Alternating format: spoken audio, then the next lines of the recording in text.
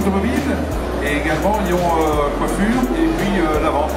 Et donc je pense que Lyon, pour développer le tourisme, Lyon à Wallis et Futuna, ce serait pas une mauvaise idée justement Lyon d'avoir un vrai partenariat et de former Lyon les jeunes Wallissiens et Wallissiennes.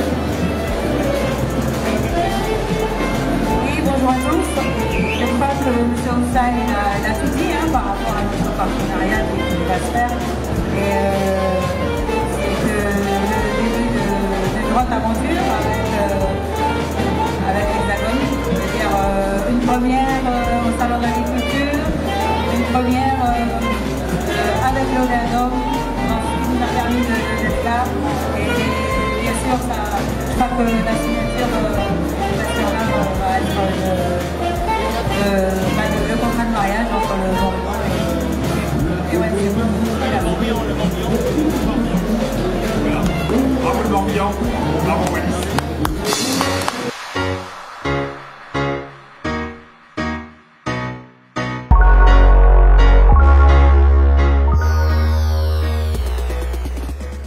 Il est vrai que là, c'est la première fois que Wallis et Futuna participe au Salon de l'Agriculture.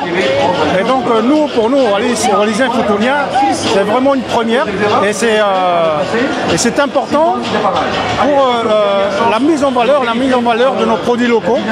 Et puis, faire connaître notre île aussi, puisqu'il y a pas mal de gens qui connaissent par le nom, mais ils ne savent pas ce qu'on produit, ils ne savent pas comment on vit, et ils ne savent pas où on est situé d'ailleurs. Et donc pour nous, on est là pour préparer.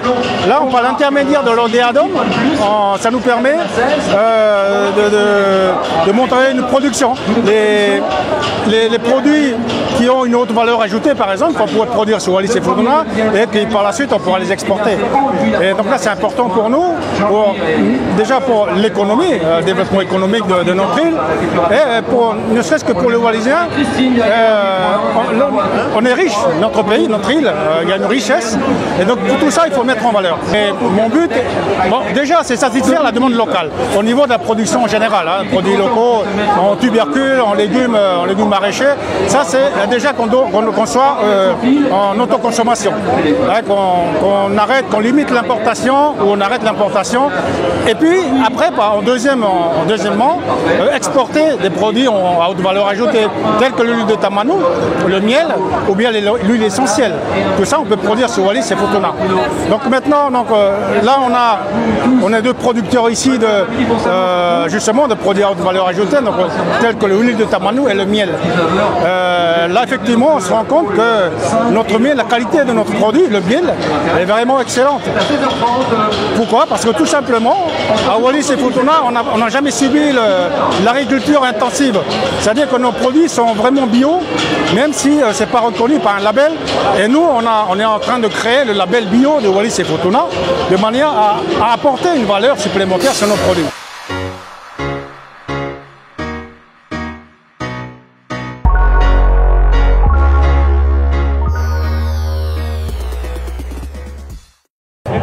Pour cette première édition, on a réussi à amener un éventail de produits qui montre vraiment la diversité de ce qui peut être fait à Wallis et Futuna, donc on est très content de ça. Les produits ont trouvé preneurs, les gens qui ont goûté ont trouvé ça très bon, et surtout le Swamako a énormément plu.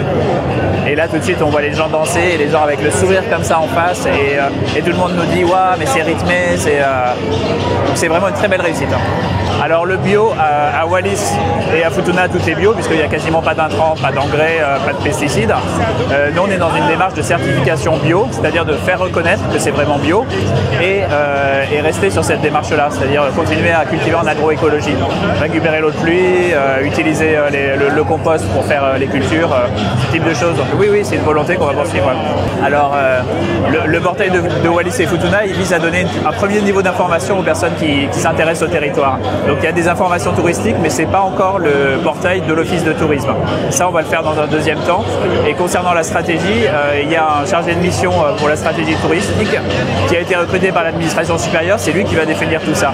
Mais pour répondre à votre question, il est évident qu'on va pas faire du tourisme de masse. Le billet est trop cher, c'est trop loin, on n'en a pas envie. On veut préserver nos territoires. En revanche, on a à peu près 100 touristes par an en chiffre officiel.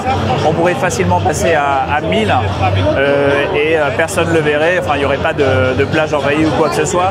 Et voilà, il n'y aurait pas d'impact environnemental, mais il y aurait un vrai impact économique et aussi en termes d'image. Mais ce qui est très bien, c'est que là, on voit que les gens qui viennent sur notre stand ont entendu parler de Wallis et Futuna. Ils connaissent le nom. Ils sont contents de trouver des images un peu avec la mer, le soleil, des couleurs.